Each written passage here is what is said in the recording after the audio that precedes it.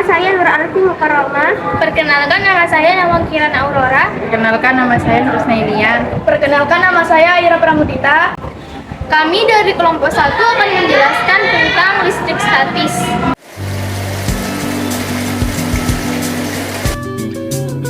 Petir atau halilintar.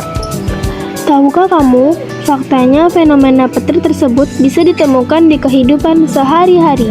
Ketika kalian selesai menonton TV dan mematikannya, dan mencoba menyentuh layar, terkadang kita mendapatkan sensasi kesetrum.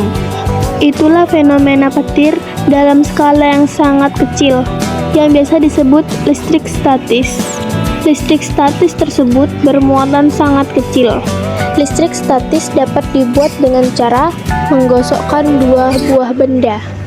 Fenomena tersebut sama seperti yang terlihat di langit, tetapi skalanya sangat besar. Pada kasus di langit, awan terus bergerak secara teratur dan terus-menerus.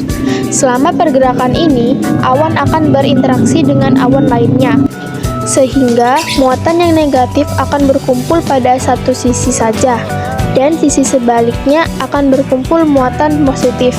Jika perbedaan potensial antara awan dan bumi cukup besar, hal ini akan mengakibatkan terjadinya pembuangan muatan negatif dari awan ke bumi. Untuk mencapai keseimbangan pada saat proses pembuangan, muatan ini media yang dilalui adalah udara.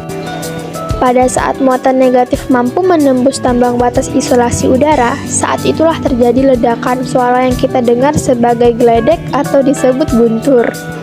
Kenapa guntur lebih lambat dibanding petir?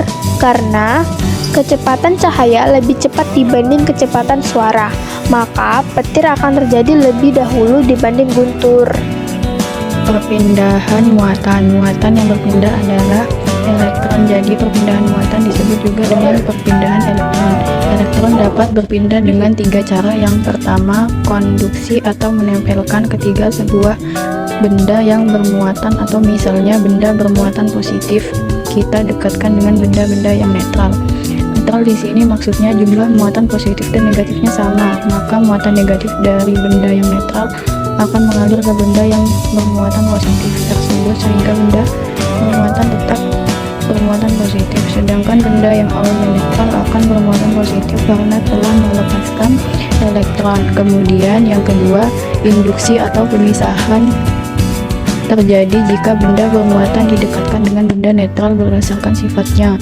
Muatan akan saling tarik-menarik jika berbeda jenis sehingga muatan akan berkelompok berdasarkan jenisnya.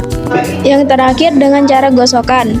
Cara konvensional ini mungkin tanpa disadari kita udah sering melakukan, di mana elektron akan berpindah karena adanya gosokan atau pola sentuhan yang sama yang kita lakukan berulang kali.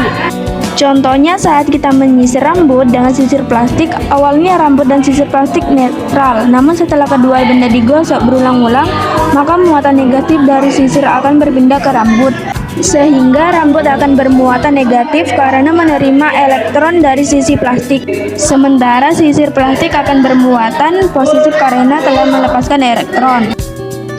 Interaksi tarik-menarik atau tolak-menolak dari muatan terjadi karena adanya gaya listrik. Gaya listrik ini disebut dengan gaya Coulomb.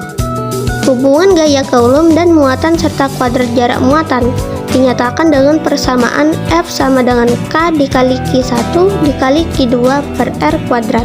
Biar mudah mengingatnya, kita baca dengan kakiku rapat-rapat, di mana F adalah gaya Coulomb dalam satuan Newton, K konstanta yang besarnya 9 dikali 10 pangkat 9 Newton meter kuadrat per kolom kuadrat.